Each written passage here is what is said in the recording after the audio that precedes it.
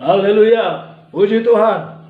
Selamat sore Bapak Ibu Saudara yang dikasihi Tuhan. Kembali lagi hari Jumat, hari ini 22 Mei 2020. Kita ada di dalam ibadah doa dan perenungan pembelajaran firman Tuhan. Puji Tuhan. Dan kemarin kita sudah memperingati hari kenaikan Yesus ke sorga. Dan hari-hari ini masih dalam suasana kenaikan Yesus ke sorga. Sebab sesudah Yesus naik ke sorga, pada umumnya di kalangan kita, di kalangan gereja-gereja khususnya kita, ada doa 10 hari, doa 10 malam mengenai atau doa kepenuhan Roh Kudus selama 10 hari, yaitu sampai nanti hari raya Pantekosta yang akan kita peringati di minggu terakhir dari bulan Mei ini, tanggal 31 Mei nanti. Nah, puji Tuhan, Bapak Ibu Saudara yang dikasihi oleh Tuhan, sebelum kita masuk dalam perenungan dan pembelajaran ini, khusus dalam rangka kenaikan Yesus ke sorga, kita berdoa terlebih dahulu. Haleluya. Kembali kami datang kepadamu ya Tuhan, di dalam ibadah doa dan perenungan pembelajaran kami akan kebenaran firman-Mu sehubungan dengan Yesus telah naik ke sorga yang kami peringati. Dan hari-hari ini sebagaimana janji Tuhan, haleluya, Engkau akan mencurahkan Roh Kudus-Mu kepada gereja, kepada umat-Mu, kepada kami sebagai orang-orang beriman, orang-orang percaya. Kiranya Tuhan akan menolong kami untuk kami dapat memilikinya apa yang Tuhan janjikan itu buat kami. Kami dipenuhi dengan kuat kuasa Roh Kudus-Mu itu dalam kehidupan kami. Terima kasih ya Tuhan, Engkau memberkati dan memberkati ibadah doa dan perenungan kami pada sore hari ini. Dengan penuh ucapan syukur, dalam berkat nama Yesus. Haleluya, haleluya, haleluya. Amin. Bapak Ibu Saudara jemaat Tuhan yang dikasihi Tuhan, sehubungan dengan kenaikan Yesus ke sorga yang kemarin kita peringati bersama di dalam ibadah khusus kita, saudara-saudara, maka di sana ada satu kepentingan, ada satu janji Yesus yang disampaikan kepada murid-muridnya untuk jangan mereka meninggalkan Yerusalem, tetapi mereka harus balik setelah mereka mengikuti dan melihat kenaikan Yesus. Yesus pesan balik dan menantikan akan janji Bapa itu. Nah, Bapak Ibu Saudara yang dikasihi oleh Tuhan, kita akan sama-sama melihat apa pernyataan Yesus, apa yang Yesus sampaikan sebelum dia naik ke sorga. Beberapa waktu, beberapa saat sebelum dia naik ke sorga, dia sudah mengingatkan kepada murid-muridnya dan tentunya kepada kita juga sebagai orang beriman, orang yang percaya kepada Tuhan. Nah, untuk itu perenungan kita, pembelajaran kita, saya angkat di dalam Injil Yohanes pasal yang ke-16. Yohanes pasal yang ke-16 ayat yang ke-7, bagian pertama, ayat yang ke-7 bagian A, dan ayat yang ke-28. Ayat 7 bagian A dan ayat yang ke-28. Demikian firman Tuhan. Saya ulangi, Yohanes pasal yang ke-16 ayat 7 bagian A. Namun benar yang kukatakan ini kepadamu adalah lebih berguna bagi kamu jika aku pergi. Saya ulangi. Namun benar yang kukatakan kepadamu adalah lebih berguna bagi kamu jika aku pergi. Lalu sambung ke ayat yang ke-28. Aku datang dari Bapa dan aku datang ke dalam dunia. Aku meninggalkan dunia pula dan pergi kepada Bapa. Aku datang dari Bapa dan aku datang kepada kamu. Aku meninggalkan kamu, aku meninggalkan dunia dan pergi kepada Bapa.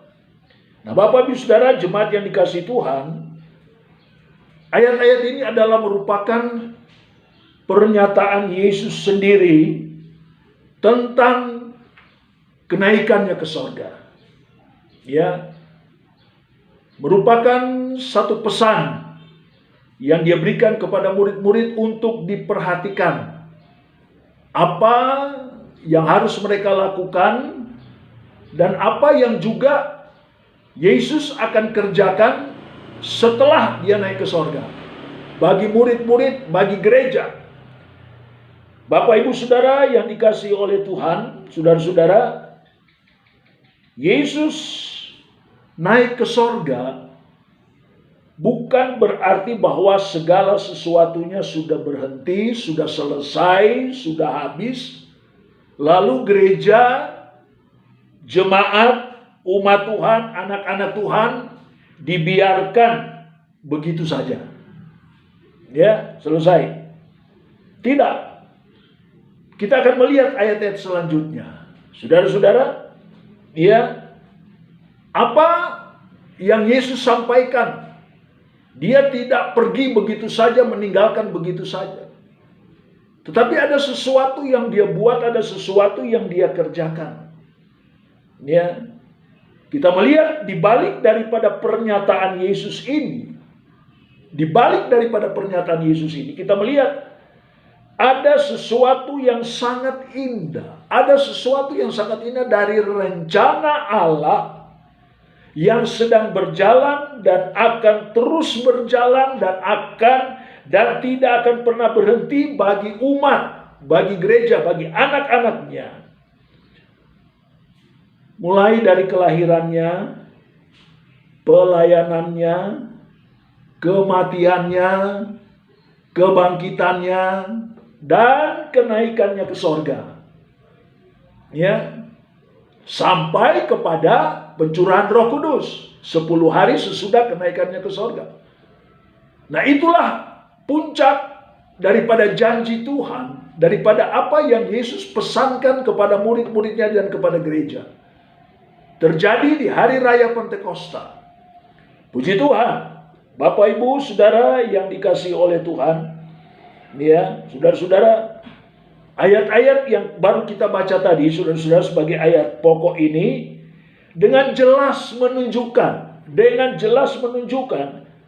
bahwa Yesus naik ke sorga bukan untuk kepentingan pribadinya. Ya, bukan untuk kepentingan pribadinya. Ya, saudara-saudara, tetapi justru dia naik ke sorga adalah tertuju kepada kepentingan gereja, tertuju kepada kepentingan umat, kepentingan jemaat, kepentingan kita sebagai orang-orang percaya, sebagai anak-anaknya.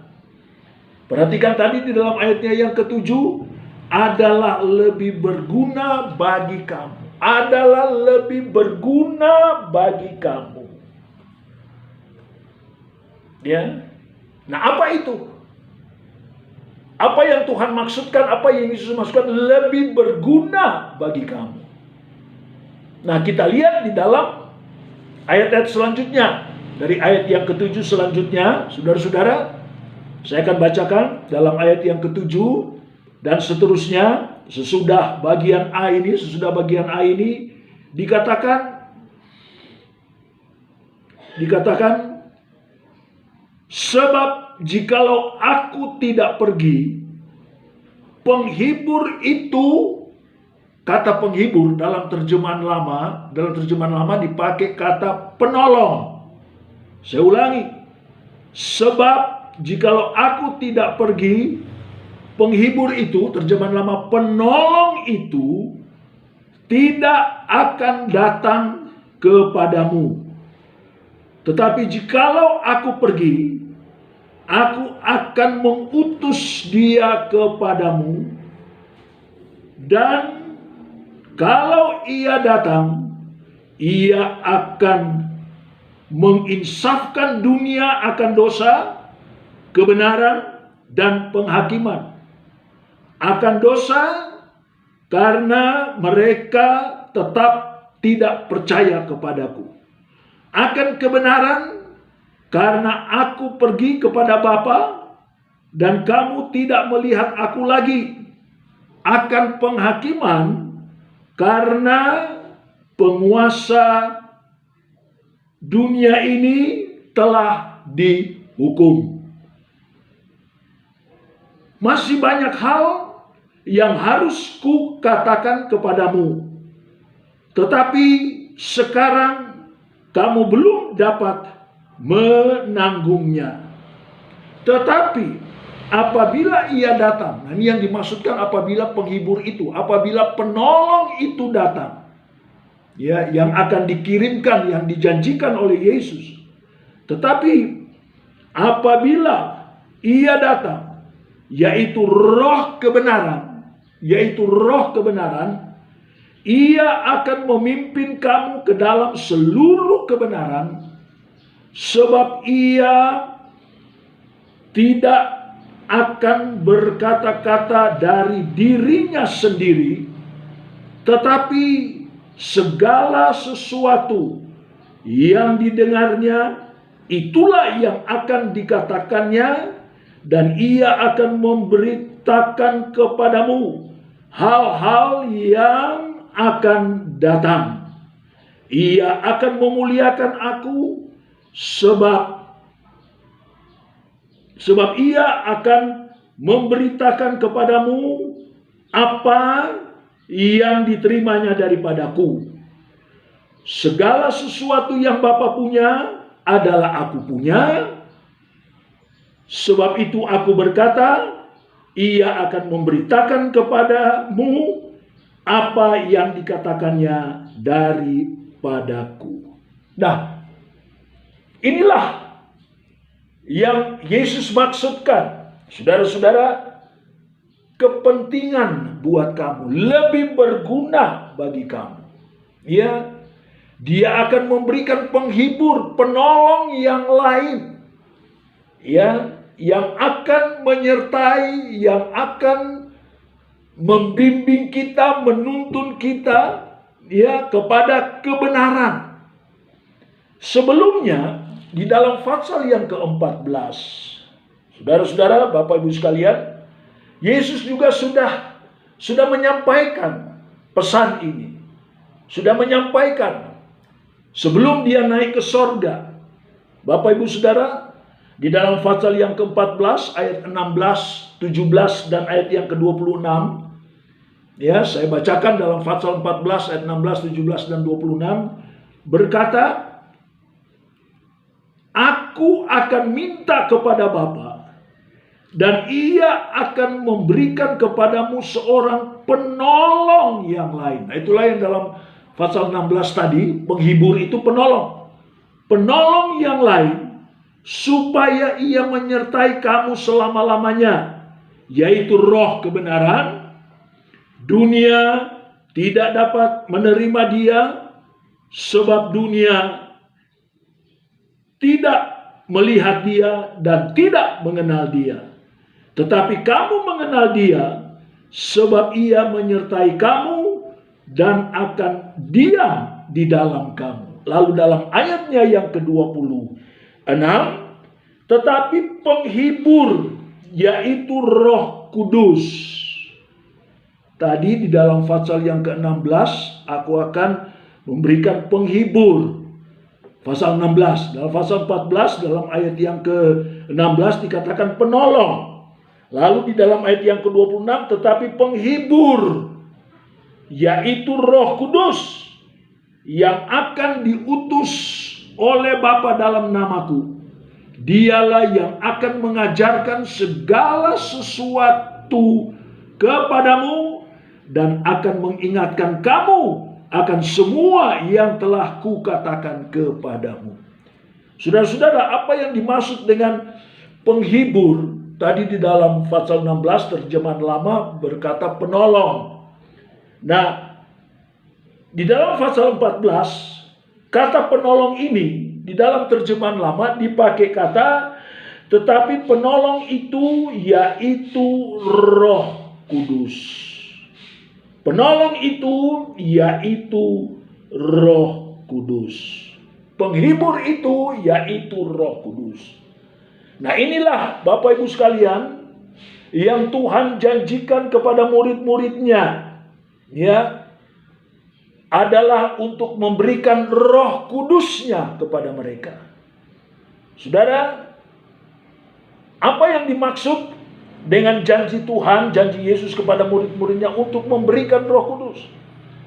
Secara khusus, saudara-saudara, saya melihatnya kembali lagi ada dua hal yang sangat penting, ya, dari arti yang Yesus katakan, adalah lebih berguna bagi kamu aku pergi, sebab aku akan mengutus, memberikan, minta kepada Bapa supaya dia memberikan Roh Kudus. Ya. Nah, apa kepentingan itu?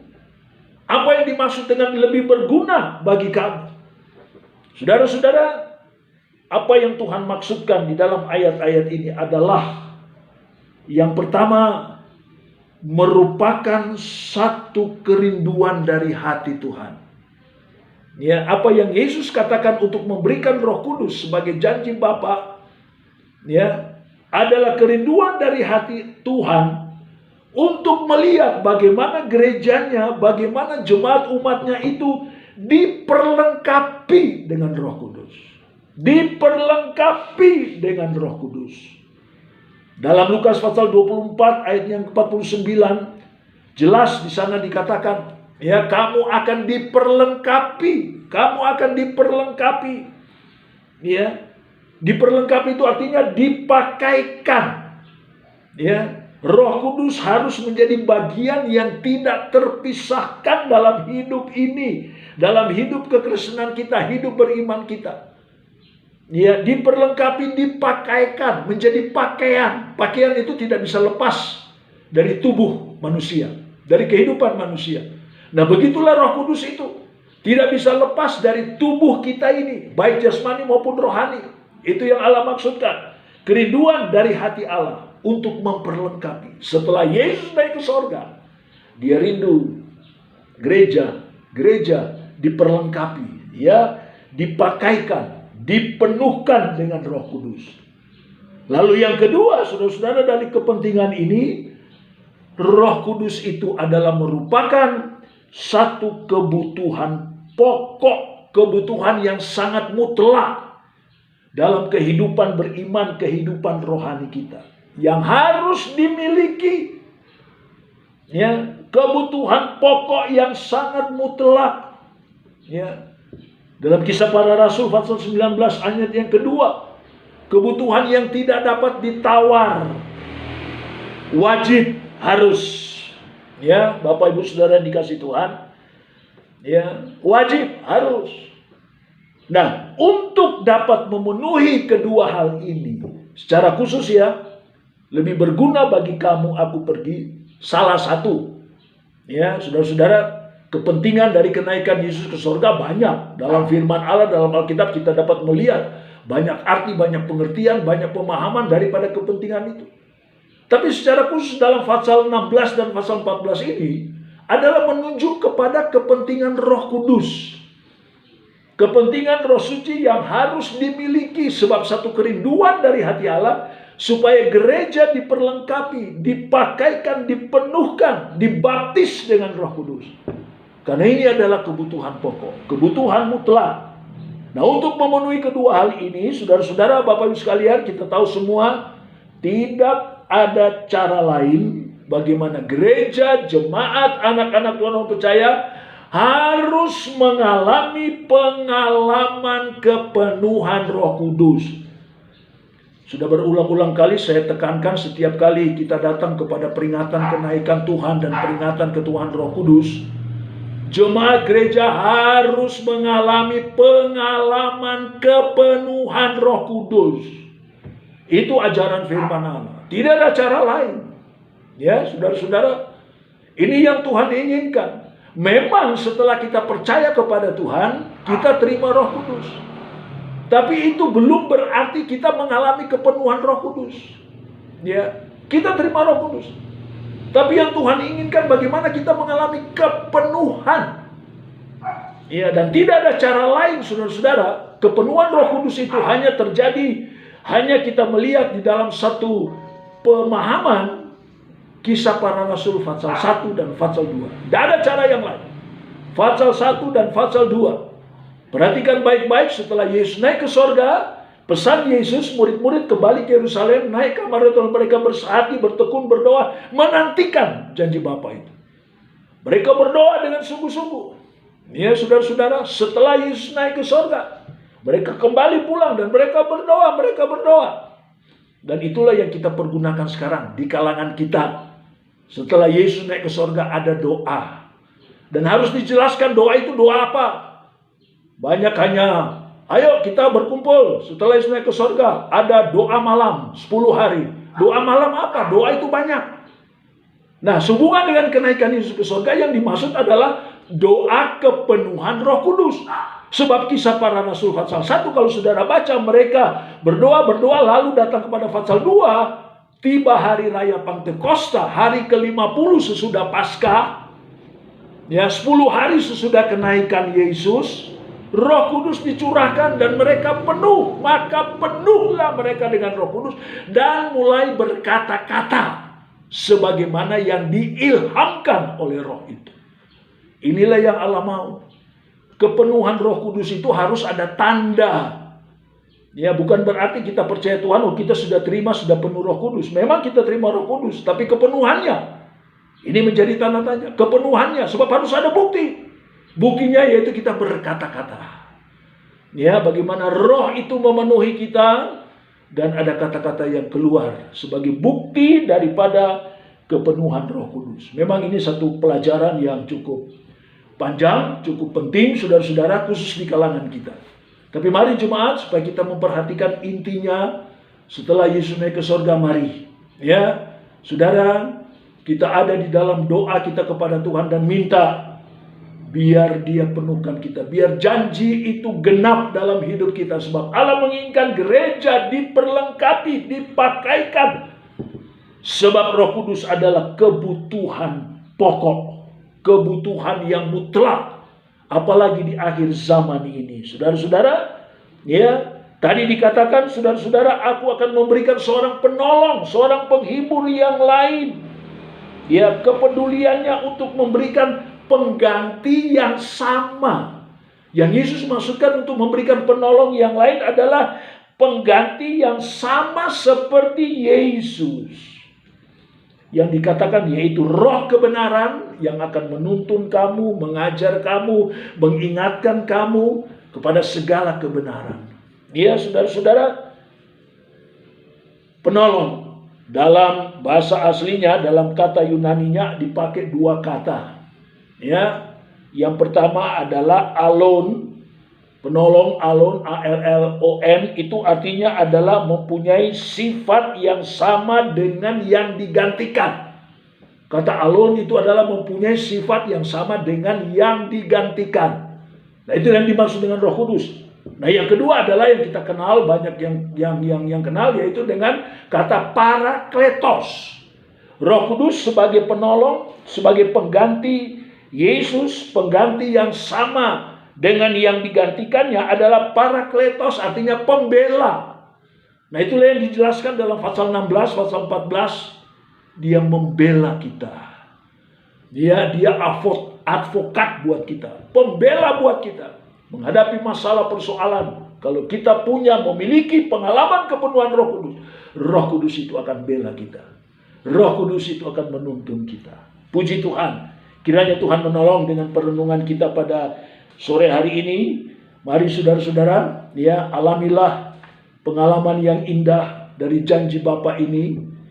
Seperti yang dilakukan oleh murid-murid, ya, setelah naik ke sorga, mereka ada di dalam doa, bertekun, bersehati, sampai mereka mengalami pengalaman kepenuhan Roh Kudus, karena merupakan kebutuhan pokok yang sangat mutlak.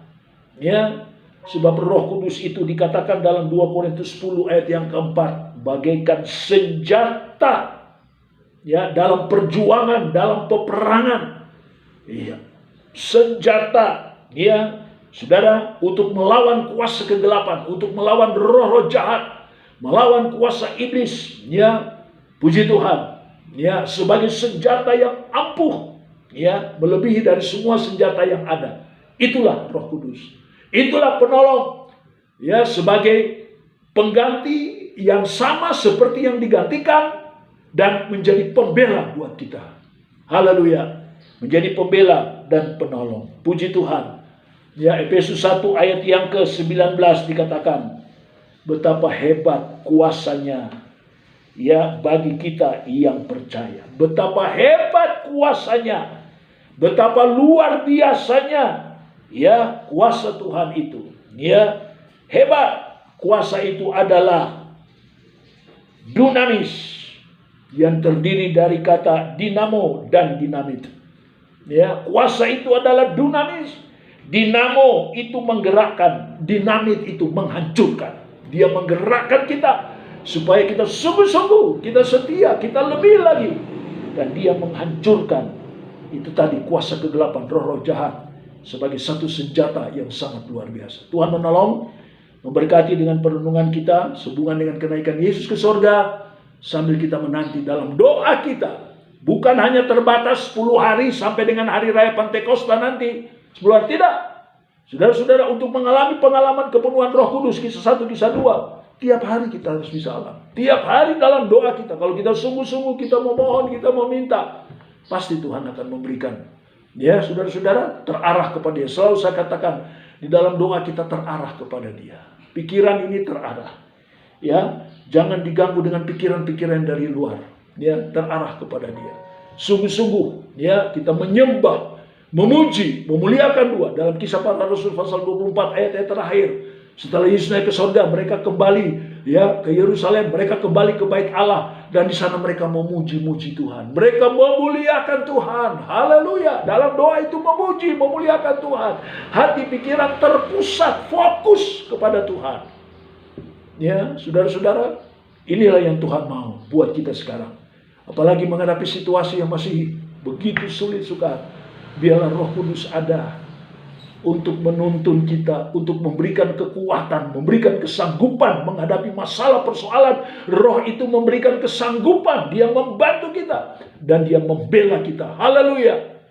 Dan pembelaan Roh Kudus bukan pembelaan sekedar. Dia akan bela kita mati-matian. Kalau saya dapat katakan, Dia bela kita mati-matian sampai kita mengalami kemenangan. Haleluya, mengalami kemenangan. Tuhan kiranya memberkati kita semua. Haleluya. Kita berdoa bersama-sama. Kami bersyukur Tuhan yang baik untuk perenungan pembelajaran firman-Mu. Setelah Engkau naik ke sorga, Yesus naik ke sorga, kami melihat ada satu janji Tuhan, ada pesan Tuhan yang luar biasa. Bukan hanya kepada murid-murid, tapi bagi kami, bagi gereja-Mu, bagi kami sebagai umat-Mu, jemaat-Mu. Hari-hari ini, untuk kami dapat memiliki penolong itu, yaitu Roh Kudus, yang akan memimpin, menuntun kami, haleluya, mengajar kami, mendidik kami, dan akan membela kami, memberikan kekuatan, kesanggupan menghadapi masalah dan persoalan yang begitu sulit, begitu sukar. Roh Kudus mampu, haleluya, untuk memberikan kekuatan, memberikan kesanggupan, sehingga kami tetap menjadi pemenang-pemenang dari semua masalah persoalan. Haleluya, haleluya. Roh Kudus penuhi kami. Roh Kudus akan bela kami dengan penuh ucapan syukur. Berkati kebenaran firman-Mu yang disampaikan, dan berkati ibadah doa perenungan kami, pembelajaran kami akan kebenaran firman-Mu. Dalam berkat nama Yesus Tuhan dan Juru Selamat kami. Haleluya, haleluya. Damai sejahtera sukacita yang daripada Tuhan ada bersama dengan kami, ada di dalam seluruh kehidupan jemaat Tuhan, dimanapun mereka berada. Dan bagi mereka yang juga mendengarkan berita kebenaran ini, sukacita, damai sejahtera Tuhan, Roh Kudus juga ada memenuhi mereka. Hamba-Mu berdoa di dalam nama Yesus. Dan berkati jemaat Tuhan dalam kehidupan mereka, rumah tangga, usaha, pekerjaan, mata pencaharian, apa yang mereka perlukan, butuhkan Allah, sediakan, cukupkan. Anak-anak juga semuanya Tuhan tolong. Dan kembali lagi, apa yang jemaat-Mu selalu beri dan buat bagi Tuhan dan pekerjaan Tuhan, dari semua korban persembahan, tatanan, ucapan syukur, berkati sebagaimana firman-Mu. Dan begitu juga perpuluhan hak milik Tuhan yang mereka bawa, mereka kembalikan sebagai hak milik Tuhan. Sebagaimana ajaran firman-Mu, Tuhan memberkati, mereka melakukannya, dan tingkap-tingkap surga Tuhan buka curahkan dengan limpahnya kepada jemaat yang sangat mengasihi Tuhan dan pekerjaan Tuhan. Berkati selanjutnya seluruh kegiatan-kegiatan kami di hari-hari akan datang. Hari Minggu kami akan datang beribadah.